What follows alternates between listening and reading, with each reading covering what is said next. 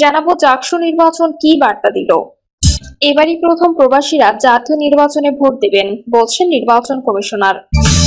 এবং সর্বশেষ জানাবো সাদিক কায়েমের ফেসবুক প্রোফাইলে সাইবার হামলা, আইন শৃঙ্খলা বাহিনীতে অভিযোগ। শুনছিলেন সংবাদ শিরোনাম, এবারে বিস্তারিত। জাকসু নির্বাচন কি বার্তা দিল।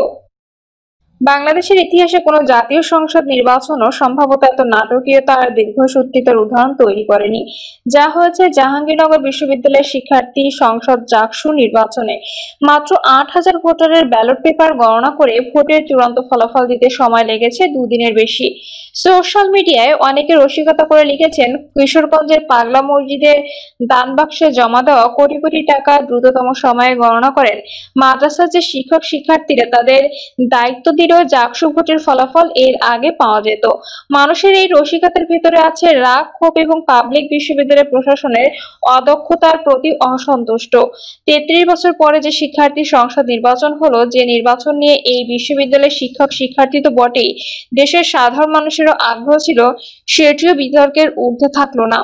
অভ্যুত্থানের মুখে আওয়ামী লীগের পতনের পর অন্তর্বর্তী সরকার দায়িত্ব গ্রহণের পর থেকে মানুষের মনে অবাধ, সুষ্ঠু, নিরপেক্ষ, গ্রহণযোগ্য ও বিশ্বাসযোগ্য নির্বাচনের যে প্রত্যাশা তৈরি হয়েছিল, জাতীয় সংসদ নির্বাচনের আগে ছাত্র সংসদ নির্বাচনগুলোয় সে প্রত্যাশা কতটুকু পূরণ হয় সেটিও মানুষ দেখতে চেয়েছিল। কিন্তু বলাই বাহুল্য, জাকসু এবং এর ঠিক আগে দেশের সবচেয়ে গুরুত্বপূর্ণ শিক্ষা প্রতিষ্ঠান হিসেবে পরিচিত ঢাকা বিশ্ববিদ্যালয়ের ছাত্র সংসদ জাকসু নির্বাচনও বিতর্কমুক্ত থাকেনি। অর্থাৎ দেশের নির্বাচনী ব্যবস্থা নিয়ে যেসব প্রশ্ন ও বিতর্ক অতীতে উঠেছে, সেই ঘেরাটোপ থেকে দেশের প্রাচীন দুটি বিশ্ববিদ্যালয় যেখানে বের হতে পারেনি, সেখানে আগামী ফেব্রুয়ারিতে একদিনে 300 আসনের নির্বাচনে কি ঘটবে তা হয়তো কিছুটা অনুমান করা যাচ্ছে। ডাকসু ও জাকসু নির্বাচনের মধ্যে কয়েকটা মিল অমিল রয়েছে। প্রথমত, ডাকসু নির্বাচন প্রশ্নবিদ্ধ হলেও এখানে নির্বাচনী ব্যবস্থা ও ভোট গণনা নিয়ে যেসব অভিযোগ উত্থাপিত হয়েছে সেগুলো খুব স্পষ্ট ও ব্যাপক নয়, কিন্তু জাকসু নির্বাচনে উত্থাপিত অভিযোগগুলো সুস্পষ্ট, ব্যাপক ও গুরুতর। যে অভিযোগে নির্বাচন কমিশনের 2 জন সদস্য এবং নির্বাচনের দায়িত্বে থাকা 3 জন শিক্ষক অধ্যাপক পদত্যাগ করেছেন, ভোট বর্জন করেছেন, ঢাকা বিশ্ববিদ্যালয়ে এরকম কোনো ঘটনা ঘটেনি।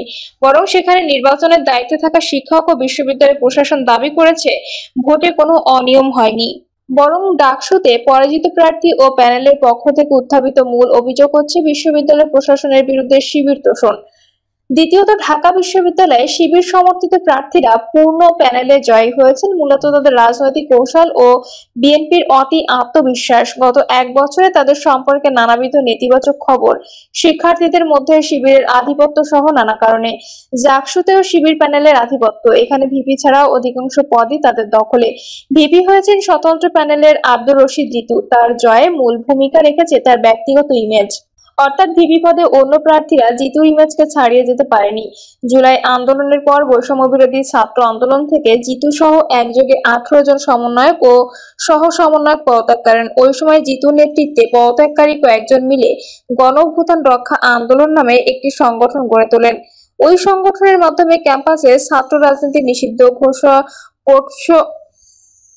ওই সংগঠনের মাধ্যমে ক্যাম্পাসের ছাত্র রাজনীতি নিষিদ্ধ, পোষ্য কোটা বাতিল সহ বিভিন্ন আন্দোলন সক্রিয় হন জিতু।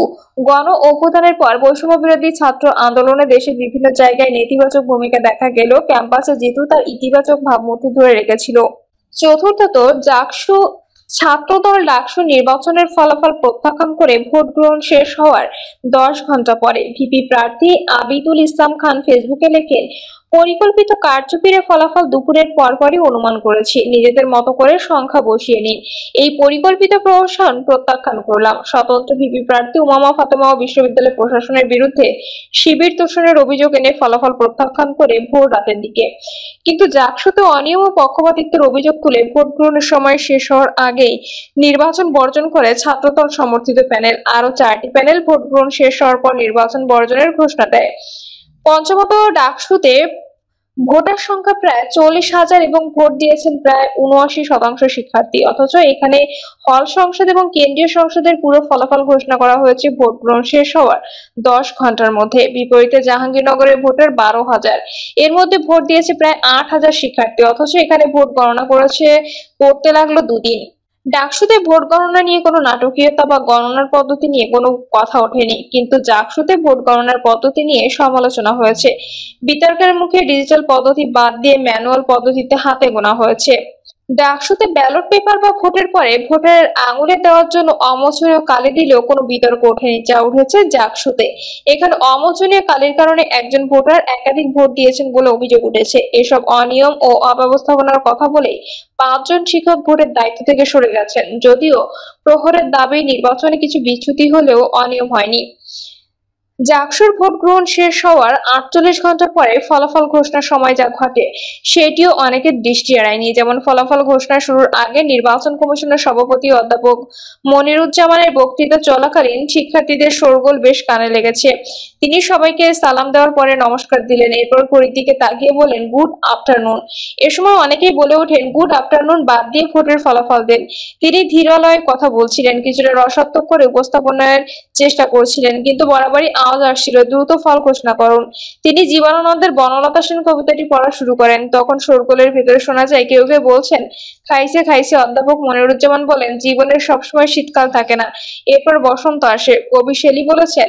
তার এই কথা শেষ না হতেই আবার শোরগোল তৈরি হয়। শিক্ষার্থীরা বলেন স্যার ভোটের ফল দিন। শিক্ষকের প্রতি শিক্ষার্থীদের এই আচরণ এবং এরকম পরিস্থিতিতে বক্তব্য দেওয়ার ক্ষেত্রে শিক্ষকের কাণ্ড কেন নতুন করে আলোচনায় এসেছে। ভোটের ডামাডোল ও আনন্দের মধ্যে বিষাদ ছুঁয়েছে ঢাকা ও জাহাঙ্গীরনগর উভয় ক্যাম্পাসকেই। ডাকসুতে নির্বাচনের খবর জানানোর সময় অসুস্থ হয়ে মারা গেছেন এসটিভির সাংবাদিক তরিকুল ইসলাম শিবলি। আর জাকসুতে ভোট গণনার সময় অসুস্থ হয়ে মারা গেছেন চারুকলা বিভাগের সহকারী অধ্যাপক জান্নাতুল ফেরদৌস মৌমিতা। পরিশেষে জাকসুর ফলাফল যাই হোক না কেন, এই নির্বাচনের মধ্য দিয়ে বিশ্ববিদ্যালয় প্রশাসন এবং নির্বাচনের দায়িত্বে থাকা শিক্ষক ও কর্মকর্তারা যে অদক্ষতার পরিচয় দিলেন সেটি এই বিশ্ববিদ্যালয়ের ইতিহাসে খারাপ নজির হয়ে থাকবে। ভালো শিক্ষক মানেই তিনি ভালো প্রশাসক নাও হতে পারেন। শ্রেণীকক্ষে ভালো পড়ানো আর গবেষণায় সাফল্যের পরেও একজন শিক্ষক যে অন্য কাজও ভালো করবেন সেটি নাও হতে পারে। ফলে কাউকে কোনো দায়িত্ব দেওয়ার আগে কর্তৃপক্ষের বোঝা দরকার তিনি বা তার কাজটি পারবেন কিনা। অর্পিত দায়িত্বটি সম্পর্কে তিনি নিজে কতটা ওয়াকিবহাল সেটি জানা জরুরি। যেহেতু 33 বছর পরে এখানে ভোট হলো, সুতরাং পুরো নির্বাচনী ব্যবস্থা নিয়ে যে ধরনের প্রস্তুতি ও প্রশিক্ষণের প্রয়োজন ছিল তাও জাহাঙ্গীরনগরে হয়েছে কিনা সন্দেহ আছে। এর বাইরে শিক্ষকদের দলবাজি, বিশেষ করে একটি দলের প্রতি পক্ষপাতের বিষয়টিও ঘুরে ফিরে আলোচনায় এসেছে। সব অভিযোগ সত্য না হলেও এসব অভিযোগ উড়িয়ে দেওয়ার সুযোগ নেই। যে দলবাজি দেশের উচ্চশিক্ষা প্রতিষ্ঠানের একটা বড় সংকট, নির্দলীয় অন্তর্বর্তী সরকারের 1 বছরের সেই সংকট নিরসনে যে কোনো লক্ষণ দেখা যাচ্ছে না, এটি বরং বেদনার।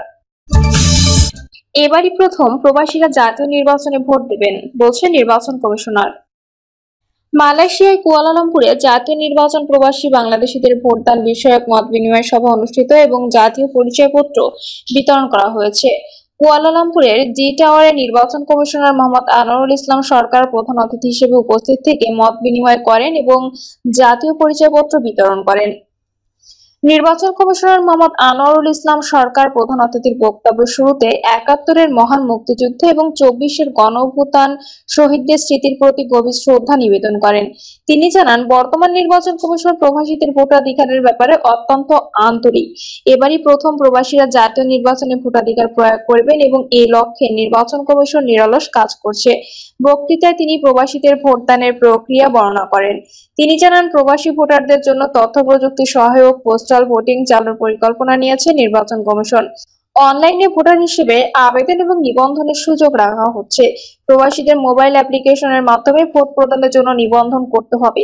এরপর প্রবাসীদের ঠিকানায় পোস্টের মাধ্যমে ব্যালট পেপার এবং ফিরতি খাম পাঠানো হবে। প্রবাসীগণ ভোট প্রদান করে নির্বাচন কমিশন প্রদত্ত নির্ধারিত খামে ব্যালট পেপার পোস্ট করবেন, যা সংশ্লিষ্ট রিটার্নিং অফিসারের কাছে চলে যাবে। ভোটারগণ তার ব্যালট কোথায় যাচ্ছে তা অনলাইন ট্র্যাকও করতে পারবেন বলে তিনি জানান। তিনি এই প্রক্রিয়ায় প্রবাসীদের সহযোগিতা কামনা করেন। ভারপ্রাপ্ত হাই কমিশনার তার বক্তৃতায় প্রবাসী বাংলাদেশিদের ভোটদানের সুযোগ দেওয়ার জন্য এবং ভোটদান প্রক্রিয়ার বিষয়ে মত বিনিময়ের জন্য নির্বাচন কমিশনারকে ধন্যবাদ জানায়। ভোটিং প্রক্রিয়ায় প্রবাসীদের অংশগ্রহণের সহায়তা করার জন্য নির্বাচন কমিশনের নির্দেশনা অনুযায়ী হাই কমিশন সব রকম প্রচার প্রচারণা চালাবে বলে তিনি জানান। পরে নির্বাচন কমিশনার জাতীয় পরিচয়পত্র বিতরণ করেন এবং উক্ত প্রশ্নের উত্তর দেন।